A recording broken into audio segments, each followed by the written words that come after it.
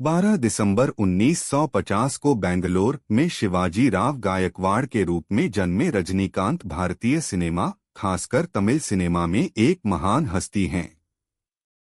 उनकी जीवन कहानी धैर्य, कड़ी मेहनत और सरासर प्रतिभा की एक उल्लेखनीय कहानी है, जिसने उन्हें भारतीय फिल्म इतिहास में सबसे प्रिय और प्रभावशाली अभिनेताओं में से एक बना दिया है।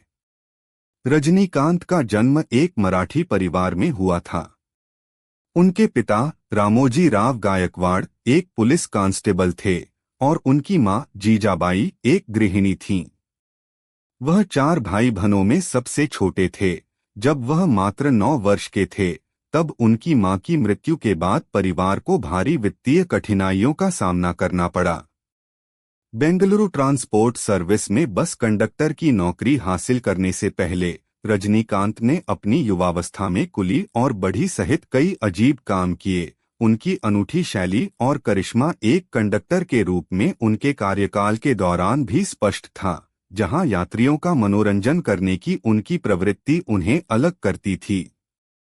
अभिनय में रजनीकांत की रुचि के कारण उन्हें 1973 में मद्रास फिल्म इंस्टीट्यूट में दाखिला लेना पड़ा, जहां उन्होंने नाटक और अभिनय में अपने कौशल को निखारा। यहीं पर उन्होंने निर्देशक के बालाचंदर का ध्यान आकर्षित किया, जो बाद में रजनीकांत के जीवन में एक महत्वपूर्ण व्यक्ति बन गए।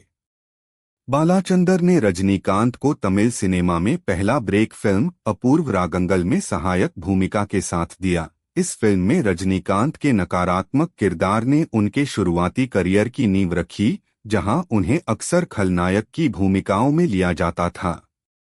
शुरुआत में नकारात्मक भूमिकाएं निभाने के बावजूद रजनीकांत की अनूठी शैली, जिसमें उनकी संवाद अदायगी, हाव-भाव और स्क्रीन उपस्थिति शामिल थी, ने जल्दी ही उन्हें प्रशंसक बना लिया। एक खलनायक से एक प्रमुख व्यक्ति के रूप में उनका परिवर्तन भुवना ओरू केल्विक्कुरी और मुंदरू मुदिचू जैसी फिल्मों से हुआ, जहां उनकी प्रतिभा चमकने लगी।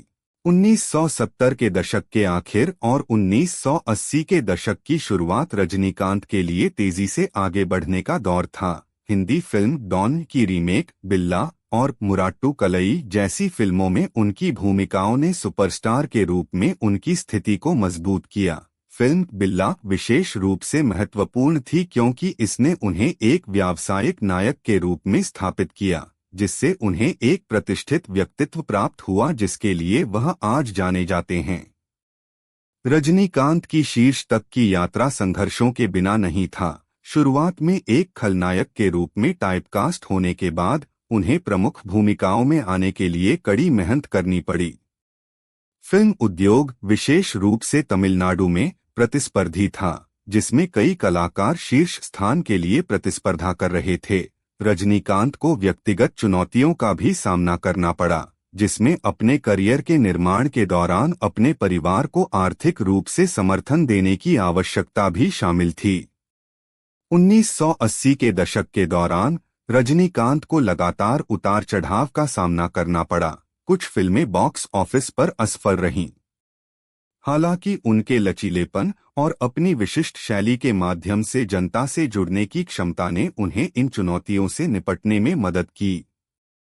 1980 के दशक के मध्य तक रजनीकांत एक सांस्कृतिक घटना बन गए थे। उनकी शैली, जिसमें सिगरेट को हवा में उछालना और उसे अपने होठों से पकड़ना शामिल था, और उनके तकिया कलाम लोकप्रिय संस्कृति का हिस्सा बन गए। मणिरत्नम द्वारा निर्देशित थलापति और अन्नामलाई जैसी फिल्मों ने तमिल सिनेमा के सुपरस्टार के रूप में उनकी जगह को और मजबूत कर दिया। रजनीकांत की फैन फॉलोइंग तमिलनाडु की सीमाओं को पार कर गई है। आंध्र प्रदेश, कर्नाटक और यहां तक कि जापान में भी, जहां उनकी फिल्म मुथु को बड़ी सफलता मिली। उनकी 1995 की फिल्म बादशाह को एक कल्ट क्लासिक और उनके करियर में मील के पत्थर में से एक माना जाता है। रजनीकांत ने 26 फरवरी 1981 को लता रंगाचारी से शादी की। दंपति की 2 बेटियां हैं, ऐश्वर्या और सौंदर्या। ऐश्वर्या ने अभिनेता धनुष से शादी की है और सौंदर्या एक फिल्म निर्देशक और निर्माता हैं। अपनी प्रसिद्धि और धन के बावजूद रजनीकांत अपनी सादगी, विनम्रता और गहरी आध्यात्मिकता के लिए जाने जाते हैं। उन्होंने अक्सर ईश्वर के प्रति अपनी भक्ति और आध्यात्मिक विश्राम के लिए हिमालय की अपनी यात्राओं के बारे में बात की है। रजनीकांत का करियर 4 दशकों से अधिक का है, जिसमें उनके नाम 160 से अधिक फिल्में हैं। अपने बाद के वर्षों में भी उनका बॉक्स ऑफिस पर आकर्षण बना रहा। एंथिरन जैसी फिल्में, जहां उन्होंने एक वैज्ञानिक और रोबोट के रूप में दोहरी भूमिका निभाई, और कबाली ने सुपरस्टार का दर्जा बरकरार रखते हुए समकालीन सिनेमा के अनुकूल ढलने की उनकी क्षमता का प्रदर्शन किया। 2018 में उन्होंने एंथिरन की अगली कड़ी 2.0 इंच में अभिनय किया, जो अब तक की सबसे अधिक कमाई करने वाली भारतीय फिल्मों में से एक बन गई। रजनीकांत कई पुरस्कारों के प्राप्तकर्ता भी रहे हैं, जिनमें 2000 में पद्म भूषण और 2016 में पद्म विभूषण, भारत के 2 सर्वोच्च नागरिक सम्मान शामिल हैं। हाल के वर्षों में रजनीकांत ने राजनीति में प्रवेश करने में रुचि दिखाई है, जिसने मीडिया का महत्वपूर्ण ध्यान आकर्षित किया है। उन्होंने तमिलनाडु में सकारात्मक बदलाव लाने के लक्ष्य के साथ 2017 में अपनी राजनीतिक पार्टी शुरू करने की घोषणा की। हालांकि 2021 में उन्होंने स्वास्थ्य कारणों का हवाला देते हुए राजनीति से पीछे हटने का फैसला किया। भारतीय सिनेमा में रजनीकांत की विरासत अद्वितीय है। वह सिर्फ एक अभिनेता नहीं बल्कि एक सांस्कृतिक प्रतीक हैं, जिनका प्रभाव फिल्मों से परे तक फैला हुआ है। एक बस कंडक्टर से भारतीय सिनेमा के सुपरस्टार तक का उनका सफर उनकी प्रतिभा, कड़ी मेहनत और दृढ़ संकल्प का प्रमाण है।